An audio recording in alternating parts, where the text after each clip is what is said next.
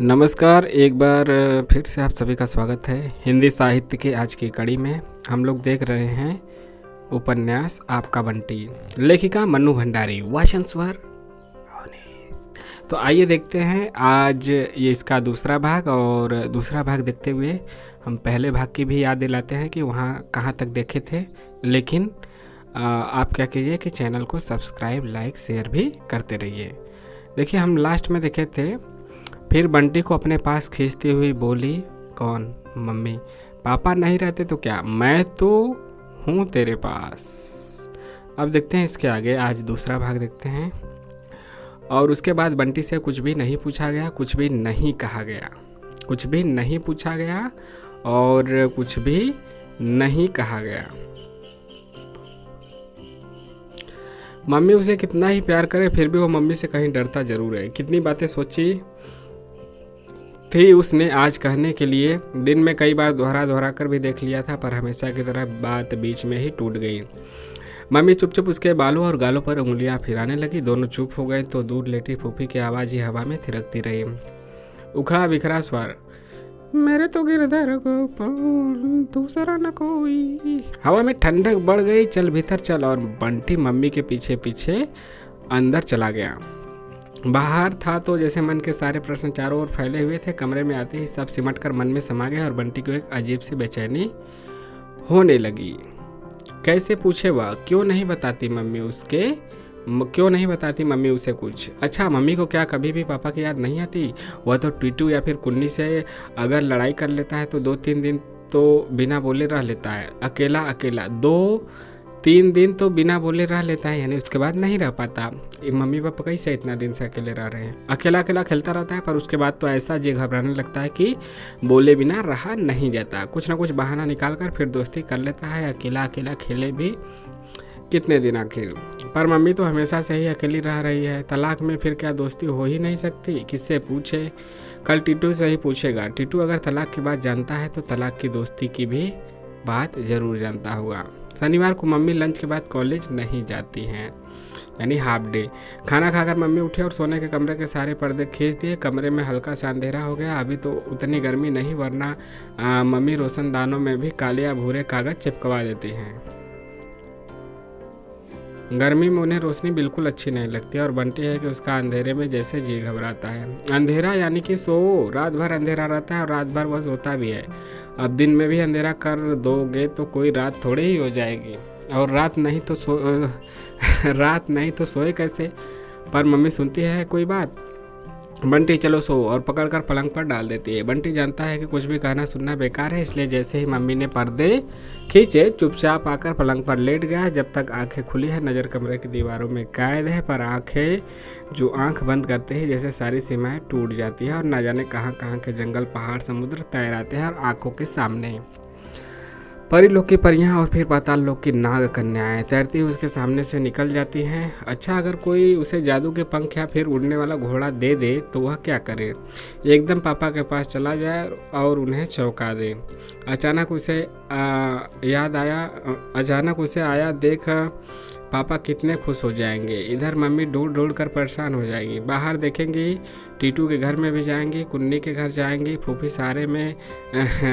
सारे में दौड़ती फिरेगी और वह जादू की टोपी पहने सब कुछ देखता रहेगा। परेशान होती मम्मी को इधर उधर दौड़ती हुई बौखलाई सी फूफी को भी, और जब मम्मी रो पड़ेंगी तो झट से टोपी उतार कर उनके गले में लिपट जाएगा। पर ये सब चीज़ें मिलती कहाँ है? सारी कहानियों में इनकी बातें हैं, पर किसी ने भी यह नहीं लिखा कि ये मिलती कहाँ है। कोई साधु मिल जाए तो बता सकता है, या फिर उसके पास भी ऐसी कोई चीज़ हो सकती है।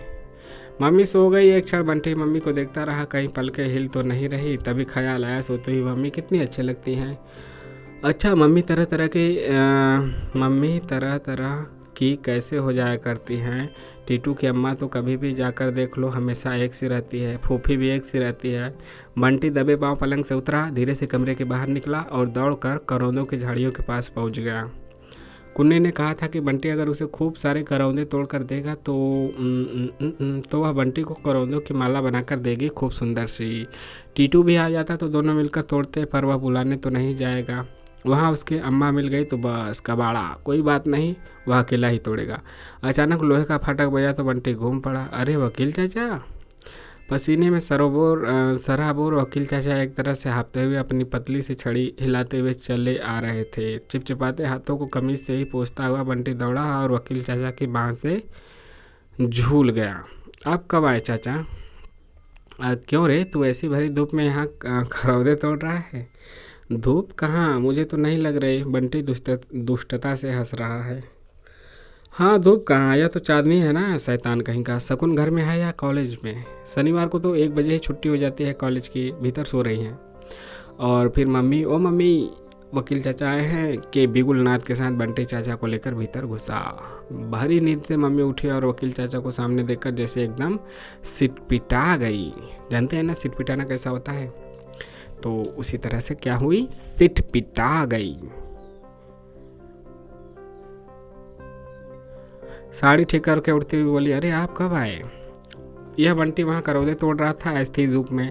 मम्मी पूछ रही, आप कब आए? पहले उनकी बात को तो जवाब दीजिए, तू बड़ा तेज हो गया है। वकील चाचा ने अपनी टोपी उतार कर मेज पर रखी और ठीक पंखे के नीचे बैठ गए। अभी तो जरा भी गर्मी नहीं है और चाचा का इतना पसीना। तुम्हारे यहाँ आज आया हूँ तो समझ लो शहर में आज ही आया हूँ। क्यों रे, तू उठकर फिर करौदे तोड़ने चला गया? मुझे नींद नहीं आती तो फिर पढ़ता क्यों नहीं? सॉरी, तुझे नींद नहीं आती तो फिर पढ़ता क्यों नहीं? मम्मी बोली बंटी से। इम्तिहान नहीं पास आ रहे हैं? आंख लगी नहीं कि गायब? मम्मी सचमुच ही गुस्सा होने लगी, पर बंटी है कि अभी भी हंस रहा है। चाचा इस समय कवच की तरह उसके सामने बैठे हैं। मम्मी का गुस्सा बेकार। चाचा आपको कितनी चाचा आपको जितनी गर्मी लग रही है उससे तो लगता है आप ठंडा ही पियेंगे। बोलिए क्या लाऊं? चाचा की आंखों में एकाएक लाड़ उमड़ आया। बड़ी खातिर करना सीख गया तू तो एकदम ही बड़ा और समझदार हो गया है लगता है। मैं अभी आई, कहकर मम्मी अंदर चले गई, शायद मुंह धोने या फिर चाचा के लिए कुछ लाने। बंटी धीरे से सरक कर चाचा के पास आया और उनकी कुर्सी के हत्थे पर बैठता हुआ बोला, चाचा पापा कब आएंगे इस बार? इस प्रश्न में पापा के बारे में जानने की इच्छा भी थी और साथ ही उत्सुकता भी कि पापा ने कुछ भेजा हो चाचा के साथ। तो चाचा निकाले। पता नहीं क्यों चाचा एक टक उसका चेहरा ही देखने लगे। घनी भवों के नीचे कुछ अंदर को धसी आंखें जाने कैसी गीली गीली हो गई। बड़े दुलार से पीठ पर हाथ फेरते हुए बोले, पापा की याद आती है बेटे? झेपते हुए बंटी ने गर्दन हिला दी। बंटी को लगा जैसे चाचा कहीं उदास हो गए हैं। पीठ सहलाता हुआ उनका हाथ उसे कांपता सा लगा। पापा की बात कहकर उसने कहीं गलती तो नहीं कर दी? पता नहीं, जब भी वह पापा की बात करता है सब कुछ गड़बड़ा जाता है। किससे करे पापा की बात, किससे पूछे उनके बारे में? पापा भी आएंगे बेटा, मैं जाकर उन्हें भेजूंगा। चाचा का स्वर इतना बुझा बुझा क्यों है? वे तो हमेशा इतने जोर जोर से बोलते हैं जैसे क्लास में पढ़ा रहे हों। पापा भी आएंगे, पापा भी आएंगे बेटा, मतलब जोर जोर से। मैं तो इस बार मिलकर भी नहीं आ सका, वरना जरूर तेरे लिए कुछ भेजते। और चाचा बड़े प्यार से उसका पेट सहलाने लगे, मानो कुछ न लाने की कमी वे प्यार से ही पूरी कर देंगे। चाचा कुछ लाए भी नहीं। इस सूचना ने बंटी को और भी खिन्न कर दिया, वरना जब भी चाचा आते हैं पापा उसके लिए ज़रूर कुछ न कुछ भेजते हैं और शायद यही कारण है कि उसे चाचा अच्छे लगते हैं। चाचा का आना अच्छा लगता है। जो बंदूक तुम्हारे लिए भेजी थी वह तुम्हें पसंद आई? बहुत अच्छी, बहुत ही अच्छी। आपने देखी थी? बंदूक के नाम से ही जैसे मरा उत्साह एक क्षण को जाग उठा। मरा उत्साह। अब हमने साथ ही जाकर तो खरीदी थी। फिर चाचा यूं ही कमरे में इधर उधर देखने लगे। ये चित्र तुमने बनाया है? दीवारों पर मम्मी ने उसकी पेंटिंग गत्ते पर चिपका कर लटका रखी है। 3 शीशे के फ्रेम में मढ़वा रखी है। हाँ, बड़े गर्व से बंटी ने कहा, स्कूल में मेरी और भी अच्छी रखी है। आर्ट क्लब का चीफ हूँ। अच्छा। चाचा ने शाबाशी देते हुए उसकी पीठ थपथपाई और फिर जैसे कहीं से उदास हो गए। पर यह भी कोई उदास होने की बात हुई भला? इतने में मम्मी घुसी, हाथ में ट्रे लिए लगा हुआ मुँह भी धोकर आई हैं। यूँ भी सोकर उठते हैं तो मम्मी का चेहरा बहुत ताज़ा ताज़ा लगता है। चाचा को गिलास पकड़ाकर मम्मी सामने वाली कुर्सी पे बैठ गई। तुम्हारा बेटा तो बड़ा गुणी है शकुन, कलाकार बनेगा। देखो ना, इस उम्र में ही बड़ी अच्छी पेंटिंग्स बना रखी है। मम्मी ने उसे देखा क्या जैसे लाड़ में नहला दिया। बंटी सोच रहा था मम्मी उसकी तारीफ में कुछ और कहेंगी, पर फिर सब चुप हो गए। हमेशा बोलते रहने वाले चाचा भी चुप और चाचा के सामने चुप रहने वाली मम्मी भी चुप। अंधेरा अंधेरा कमरा और भीतर बैठे लोग चुप, जैसे एक अजीब सी उदासी वहाँ उतर आई हो। चाचा कभी एक घुट पीते हैं, कभी उसकी ओर देखते हैं तो कभी खिड़की की ओर। पर खिड़की तो बंद है, उस पर पर्दा पड़ा है, वहाँ तो देखने को कुछ है ही नहीं। मम्मी एकटक जमीन ही देखे जा रही है और वह है कि कभी मम्मी को देखता है तो कभी चाचा को। चाची जी अच्छे हैं बच्चे? आखिर मम्मी ने पूछा। चाची जी अच्छी हैं बच्चे, मतलब सबका हाल चाल पूछ रही हैं कि चाची जी कैसी हैं, बच्चे कैसे हैं। हूँ ठीक है सब कुछ, इस भाव से कहा मानो उन्हें इस सब में कोई दिलचस्पी ही ना हो। तुम गर्मियों की छुट्टियों में कहीं बाहर नहीं जा रही इस बार?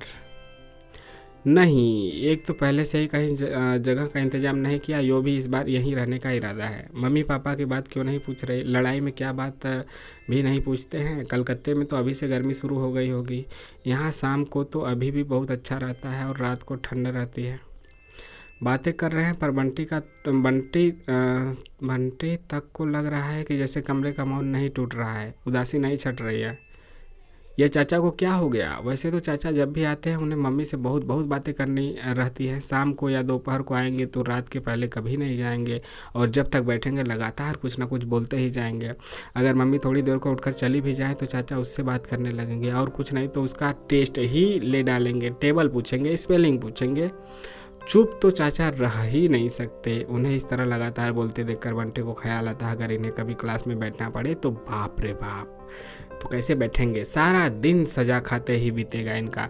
मुंह पर उंगली रखे खड़े हैं या कि मुंह पर डस्टर बांधे बैठे हैं। उसने पिछली बार यह बात मम्मी को बताई तो हंसते हुए उसका कान खींचकर कहा था, यही सब सोचता रहता है बड़ों के बारे में। और फिर देर तक हंसती रही थी। मुंह पर डस्टर बंधे चचा की कल्पना में वह खुद हंस हंस कर दोहरा होता रहा था। वही चाचा आज चुप ही नहीं उदास भी हैं। आप कितने दिन हैं यहाँ पर? परसों की तारीख है, बस उसी दिन शाम को चला जाऊँगा। फिर एक क्षण ठहर कर बोले, तुमसे कुछ बातें करनी थी तो सोचा कि एक दिन हाथ में होगा तो ठीक रहेगा। मम्मी की आंखें चाचा के चेहरे पे टिक गए। हजारों सवाल उन आंखों में झलक आए। चेहरे पर एक अजीब सा तनाव आने लगा। बंटी के मन में जाने कैसा डर सा समाने लगा। पहले वह कुछ भी जानता समझता नहीं था, जानने समझने की कोई इच्छा भी नहीं थी, पर अब जानने लगा है और जितना जानता है उससे बहुत ज़्यादा जानने की इच्छा है, बल्कि सब कुछ जान लेने की इच्छा है। उसे मालूम है कि चाचा पापा के पास से आते हैं और आने पर पापा की ही बातें करते हैं। क्या बातें करते रहे हैं उसे नहीं मालूम, उसने कभी सुनने की कोशिश ही नहीं की, पर इस बार ज़रूर सुनेगा। हाँ, इतना उसे ज़रूर मालूम है कि चाचा 1-2 दिन के लिए आकर मम्मी को 10-12 दिनों के लिए बदल जाते हैं। कभी कभी तो मम्मी इतनी उदास हो जाया करती थी कि उनसे बात करना भी बंद कर देती थी। सांस सुलाकर भी न उसे प्यार से सहलाती न कहानी सुनाती। पर पिछली बार मम्मी बहुत खुश हुई थी, इतना खुश कि बिना बात ही उसे बाहों में भर भर कर प्यार करती रही थी। तब बंटी को शक हुआ था कि चाचा की छड़ी में तो कोई जादू नहीं है, मम्मी पर फेर कर चले गया और मम्मी बदल गई। तब उसने चुपचाप छड़ी को अपने ऊपर फिरा कर देखा था, फूफी पर भी फिरा कर देखा था, पर उनको तो कुछ नहीं हुआ। नहीं, छड़ी में नहीं, चाचा की बात में ही कुछ होता है। आज पता नहीं कैसी बात करेंगे, उसके बाद मम्मी खुश होंगी या फिर उदास? Question mark. इस बार वह सारी बात ध्यान से सुनेगा। उसने एक उड़ती सी नज़र मम्मी पे डाली। मम्मी की आंखें वैसे ही चाचा पर टिकी हुई हैं, आंखों में वैसे ही सवाल झूल रहे हैं, पर चाचा है कि चुप, बोलते क्यों नहीं? बात करनी है तो करे बात। वहाँ खिड़की में क्या देखे जा रहे हैं? बात वहाँ तो लिखी हुई नहीं है। शकुन चाचा बोले नहीं, जैसे शब्दों को किसी तरह ठेला। शकुन, कैसी मरी मरी आवाज़ निकल रही है आज उनकी। टकटकी लगाए मम्मी की आंखें जैसे पथरा गई हैं, बस मूर्ति की तरह वे बैठी हैं, मानो सांस भी नहीं ले रही हों। वह चाहता है कि अब इस सारी बात की कानूनी कार्रवाई भी इसके बाद बोले चाचा, वह चाहता है कि अब इस सारी बात की कानूनी कार्रवाई भी कर ही डाली जाए। चाचा का स्वर कैसा बिखर रहा है। यही बात करनी थी तो चाचा को, पर इसका मतलब वह तो पापा है। बात भी पापा की ही है, पर क्या है कुछ भी समझ में नहीं आया। तो क्या इसलिए आपको यहाँ भेजा है? मम्मी का चेहरा ही नहीं, उनकी आवाज़ भी सख्त हो गई है, वही प्रिंसिपल वाला चेहरा। नहीं, मैं तो अपने काम से आया था, पर जब आने लगा तो उसने मुझे तुमसे इस विषय में बात करने को कहा था। मैं नहीं आता तो वह खुद शायद तुम्हें लिखता। इसका मतलब चाचा मिलकर आए हैं पापा से, और अभी भी उससे कहा था कि आने से पहले मिला नहीं। चाचा इतने बड़े होकर भी झूठ बोलते हैं। उसे बड़ों की बात के बीच में नहीं बोलना चाहिए, वरना वह अभी पूछता। चाचा ने शरीर ढीला छोड़कर पीठ कुर्सी पर टिका दी और आंखें मूंद ली, जैसे बहुत बहुत थक गए हों। बस हो गई बात, इतनी सी बात करने आए थे हूँ, यह भी कोई बात हुई भला? ये मतलब बंटी सोच रहा है। आप कुछ देर आराम कर लीजिए, रात के सफ़र की थकान भी होगी, बाकी बातें शाम को हो जाएंगी, ऐसी कौन सी नई बात करनी है। वाक्य का अंतिम हिस्सा मम्मी ने जैसे अपने आप से कहा और बिना चाचा का उत्तर पाए ही अलमारी खोलकर एक चादर निकाली और ड्राइंग रूम के दीवान पर बिछा दी। चलिए जाकर लेट जाइए, मम्मी ने ऐसे कहा जैसे बंटी को कह रही हो, और चाचा भी बिल्कुल चुपचाप उठकर चले गए। पता नहीं वे सचमुच ही थके हुए थे या फिर पता नहीं वे जैसे बात टालना चाह रहे थे। और तू सोता क्यों नहीं, यहाँ बैठकर गुटर गुटर बातें सुन रहा है? और तू सोता क्यों नहीं, यहाँ बैठकर गुटर गुटर बातें सुन रहा है? भरी दोपहर में तुझे नींद नहीं आती? बंटी उछलकर पलंग में दुबक गया, पर नींद का कोई प्रश्न ही नहीं। मम्मी की ओर देखकर पूछा, चाचा क्या कहते थे मम्मी? मम्मी ने ऐसी चुभती नज़रों से उसे देखा कि वह भीतर तक सहम गया और खट्ट से उसने आंखें बंद कर ली। पर बंद आंखों से भी वह उस चुभन को महसूस करता रहा। फिर बंद आंखों से ही उसने जाना कि मम्मी भी उसके बगल में आकर लेट गई। अब सबको सुलाकर मम्मी जागती रहेंगी। चाचा की कही हुई बात क्या बहुत बुरी थी? अनायास ही मम्मी की अंगुलियां उसके बालों को सहलाने लगी। कांपती थिरकती अंगुलियां, उन अंगुलियों के पोरों में से झर झर कर जाने कैसा स्नेह बंटी की नसों में दौड़ने लगा कि मन में थोड़ी देर पहले जो भय समाया था वह अपने आप ही धीरे धीरे बह गया। स्पर्श से ही वह जान गया कि अब तक मम्मी के चेहरे की वह शक्ति भी जरूर पिघल गई होगी। उसने धीरे से आंखें खोली। मम्मी हमेशा की तरह छत की ओर देख रही थी। आंख से शायद अभी अभी झरा आंसू कनपट्टी को भिगोता हुआ बालों की लट में लटका था। मम्मी का आंसू। मम्मी को उसने उदास होते देखा है, गुस्सा होते और डांटते हुए भी देखा, पर रोते हुए कभी नहीं देखा। चाचा ने शायद कोई बहुत ही खराब बात कर दी है। चाचा को लेकर उसके मन में एक अजीब तरह का आक्रोश खुलने लगा। एक तो कुछ लाए नहीं, फिर झूठ बोला, और अब कोई गंदी सी बात कहकर मम्मी को मतलब रुला दिया। मम्मी शायद बहुत दुखी हैं, जैसे भी होगा वह मम्मी के दुख को दूर करेगा। ये लोग सारी बात बताएंगे तो ठीक, नहीं तो खुद पता लगाएगा। माँ का दुख दूर करने वाले राजकुमार तो कैसे कठिन कठिन काम करते थे। वह सरक कर मम्मी से और सट गया, फिर अपनी छोटी सी बाह मम्मी के गले में डालकर बोला बहुत आग्रह के साथ, बहुत मनुहार के साथ, मुझे बताओ ना मम्मी, चाचा ने क्या कहा? तू सोएगा नहीं बंटी? उदासी में भी मम्मी ने ऐसे कड़क कर कहा कि बंटी ने चुपचाप आंखें मूंद ली। ढेर ढेर प्रश्नों का, ढेर ढेर कौतूहल का सागर उसके चारों ओर उमड़ने लगा, जिसमें वह डूबता ही चला गया, गहरे और गहरे। और फिर पता नहीं उसे कब नींद आ गई। धूप ढल गई तो मम्मी और चाचा लान में आ बैठे। वह जब से जगा है इन लोगों के आसपास ही मंडरा रहा है। आज जैसे भी हो उसे सारी बात जाननी है, पर चाचा उस तरह की कोई बात ही नहीं कर रहे हैं। उसकी पढ़ाई की बात, मम्मी के कॉलेज की बात और दुनिया भर की बातें कर रहे हैं, पर जो बात करने आए हैं बस वही नहीं कर रहे हैं। शायद वह बैठा इसलिए, पर वह जाएगा भी नहीं। बैठे रहे रात तक। रात को वह आंख मूंद कर सोने का बहाना करके पड़ा रहेगा और सारी बात सुन लेगा। बंटी बेटे, तुम शाम को खेलते वेलते नहीं हो? अच्छा जरा बताओ तो कौन कौन से खेल आते हैं तुम्हें? खेल वेल? सीधे से क्यों नहीं कहते कि यहाँ से चलते बनो? ठीक है मैं चला ही जाता हूँ, मेरा क्या, मत बताओ मुझे। मम्मी भी ऐसे देख रही है मानो मेरे जाने का इंतजार कर रही हो। बंटी बिना एक शब्द भी बोले भीतर आ गया, पर मन उसका जैसे वहीं अटका रह गया। नहीं, वह जरूर सुनेगा। फिर सोच रहा है बंटिया। कौन बंटिया? मेहंदी की मेड़ के किनारे किनारे घुटनों के बल चलकर वह फिर वहीं आ गया। चाचा की कुर्सी के पीछे मोरपंखी का जो पौधा है उसके पीछे दुबक कर बैठ जाए तो कम से कम चाचा की बात तो सुन ही सकेगा। बात तो उन्हें ही करनी है, कहीं मम्मी या चाचा ने देख लिया तो? बाप रे, इस बात से ही मन भीतर तक काम गया। तभी भीतर से मन ने धिक्कारा, बस इसी बूते पर कुछ करना चाहते हो? राजकुमार तो राक्षसों के महलों तक में घुस गए, बड़ी बड़ी मुसीबतें उठा ली और तुम कुर्सी के पीछे तक नहीं जा सकते। आखिर हिम्मत करके बिना जरा भी आवाज किए पहले मोरपंखी के घने घने पौधों के पीछे आया और फिर सरक कर चाचा की कुर्सी के पीछे। कुछ बड़ा काम कर डालने का संतोष भी मन में था और कुछ बुरा काम करने का डर भी, पर नहीं, मम्मी का दुख दूर करने के लिए शायद सभी को सभी तरह के काम करने पड़ते हैं। या मम्मी का काम है, अच्छा काम है। यह अपने मन को समझा रहा है बंटी। मम्मी कुछ बोल रही है शायद। कितना धीरे बोलती है मम्मी, कुछ भी तो सुनाई नहीं दे रहा। नहीं, शायद कोई कुछ बोल ही नहीं रहा है। अजीब बात है। शकुन, ठीक है खूब साफ सुनाई दे रहा है, पर चाचा रुक क्यों गए? शकुन करने के बाद फिर सब चुप। शकुन जिंदगी चाहने का नाम नहीं। लो, अब आवाज़ इतनी धीरे कर दी कि ठीक से कुछ सुनाई ही नहीं दे रहा है। बंटी सोच रहा है बार बार जिंदगी जिंदगी कर रहे हैं, पापा की बात ही नहीं कर रहे हैं। बंटी थोड़ा और पास सरका। अब शायद मम्मी बोल रही है, खूब धीरे बोल रही है, फिर भी सुनाई दे रहा है। अपनी मम्मी की तो धीरे से धीरे कही हुई बात भी वह सुन सकता है, समझ सकता है। उम्मीद का तो प्रश्न ही नहीं उठता वकील चाचा। उम्मीद का तो प्रश्न ही नहीं उठता वकील चाचा। वकील चाचा, उम्मीद तो न पहले थी ना अब है। नहीं, ऐसी बात नहीं है। शुरू के 3-4 साल तक तो मुझे बहुत उम्मीद थी, खासकर बंटी के प्रति उसका रूप देखकर। बच्चे पता नहीं बीच में क्या क्या बोलते जा रहे हैं। मेरे बारे में बोलते बोलते सीमेंट की बात करने लगे। एकाएक ख्याल आया टीटू को ले आता, वह शायद सारी बात समझ लेता, पर नहीं, अपने घर की बात सबको नहीं बतानी चाहिए।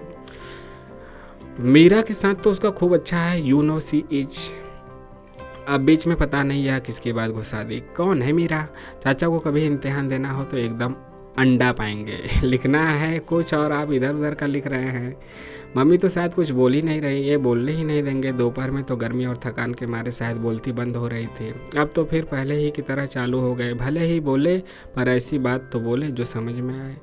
तभी मम्मी की आवाज़ सुनाई दी। बात तो कुछ समझ में नहीं आ रही थी, बस यह पता लग रहा है कि आवाज़ खूब सख्त है। चेहरा भी जरूर सख्त हो गया होगा। मन हुआ एक बार देख ही ले। पीछे बैठते समय जो डर लग रहा था वह धीरे धीरे दूर हो गया था, और अब जैसे हौसला बढ़ रहा था, वह कुर्सी से एकदम सट गया। मैं क्या जानता नहीं,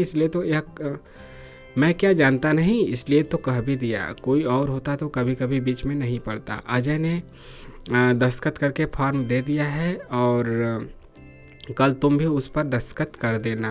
अजय यानी कि बंटी का बाप, पहला बाप, मतलब शकुन का पति, बंटी का पिता। मैं कचहरी में जमा करके जल्दी कोई तारीख देने के इतना करके रुक गए। चाचा, धत तेरे की, ये वकील चाचा भी एक ही घन चक्कर हैं। पापा मम्मी की बात के बीच में अभी अपनी कचहरी तारीख जरूर लगाएंगे वकील की तुम। बंटी सोच रहा है। लो, अब कोई कुछ बोल ही नहीं रहा। दोनों गुमसुम होकर बैठ गए। बंटी का मन हुआ वहाँ से सरक ले। ऐसे तो कुछ भी समझ में नहीं आएगा। जो कुछ पूछना है मम्मी से पूछेगा।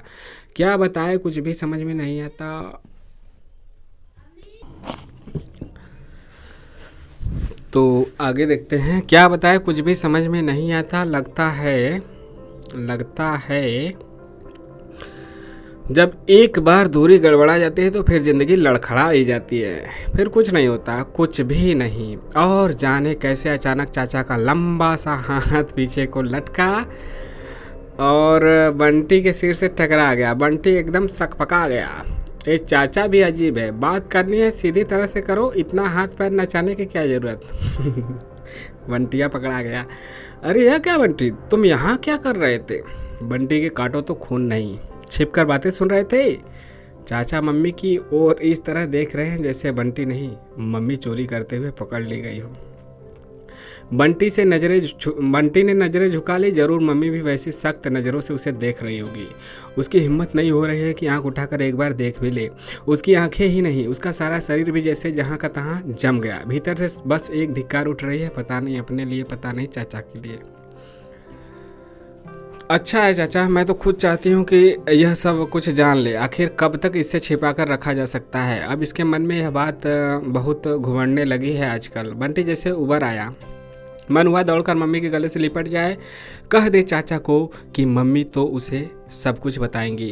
क्या कर लेंगे आप? हाँ, बताने जानने को कौन मना करता है, पर ठीक से जाने। मेरा मतलब था यह छिपकर सुनने की आदत ठीक नहीं। फिर आवाज़ को बहुत मुलायम बनाकर बोले, बंटी बेटे जाओ खेलो। अच्छे बच्चे हर समय बड़ों के बीच में नहीं बैठते, और बंटी तो बहुत अच्छा है, क्लास में इतने अच्छे नंबरों से पास होता है, इतना बढ़िया ड्राइंग करता है।